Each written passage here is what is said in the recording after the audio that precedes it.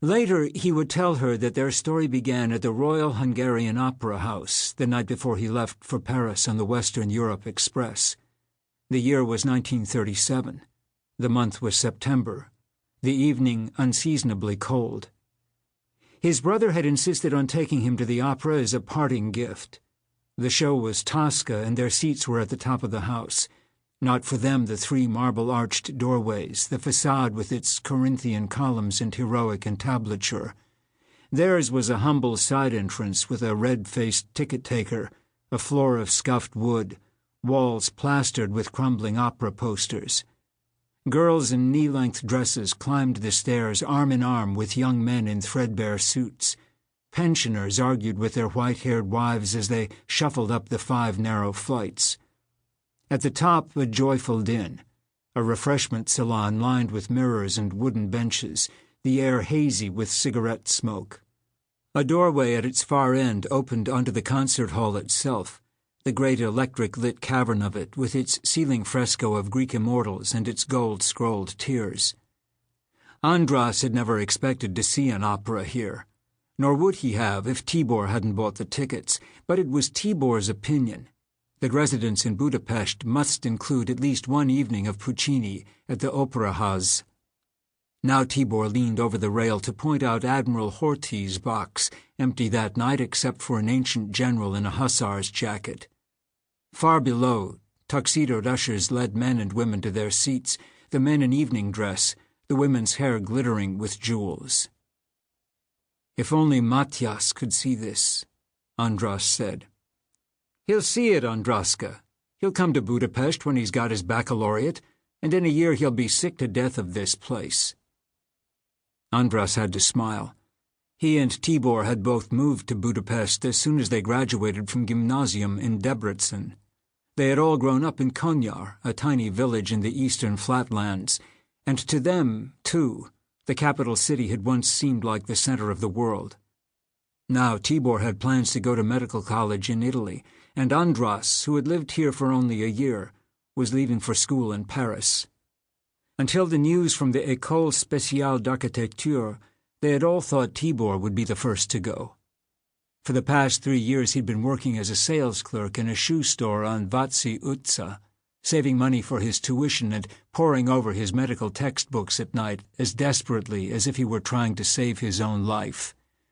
When Andras had moved in with him a year earlier, Tibor's departure had seemed imminent. He had already passed his exams and submitted his application to the medical school at Modena.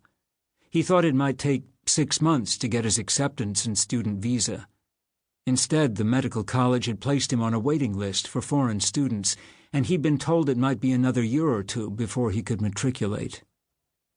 Tibor hadn't said a word about his own situation since Andras had learned of his scholarship, nor had he shown a trace of envy. Instead, he had bought these opera tickets and helped Andras make his plans. Now, as the lights dimmed and the orchestra began to tune, Andras was visited by a private shame. Though he knew he would have been happy for Tibor if their situations had been reversed, he suspected he would have done a poor job of hiding his jealousy. From a door at the side of the orchestra pit, a tall, spindling man with hair like white flames emerged and stepped into a spotlight. The audience shouted its approval as this man made his way to the podium. He had to take 3 bows and raise his hands in surrender before they went quiet. Then he turned to the musicians and lifted his baton. After a moment of quivering stillness, a storm of music rolled out of the brass and strings and entered Andras's chest, filling his rib cage until he could scarcely breathe. The velvet curtain rose to reveal the interior of an Italian cathedral, its minutiae rendered in perfect and intricate detail. Stained glass windows radiated amber and azure light, and a half-completed fresco of Mary Magdalene showed ghostly against a plaster wall. A man in striped prison garb crept into the church to hide in one of the dark chapels. A painter came in to work on the fresco, followed by a sexton bent upon making the painter tidy up his brushes and drop cloths before the next service. Then came the opera diva Tosca, the model for Mary Magdalene, her carmine skirts swirling around her ankles. Song flew up and hovered in the painted dome of the opera house, the clarinet-like tenor of the painter Cavaradossi, the round basso of the fugitive Angelotti, the warm apricot soprano of the fictional diva Tosca, played by the real Hungarian diva Susa Torony. The sound was so solid, so tangible, it seemed to Andras he could reach over the edge of the balcony and grab handfuls of it. The building itself had become an instrument, he thought. The architecture expanded the sound and completed it, amplified and contained it. "I won't forget this," he whispered to his brother. "You'd better not," Tibor whispered back. "I expect you to take me to the opera when I visit you in Paris." At the intermission they drank small cups of black coffee in the refreshment salon and argued over what they'd seen. Was the painter's refusal to betray his friend an act of selfless loyalty or self-glorifying bravado?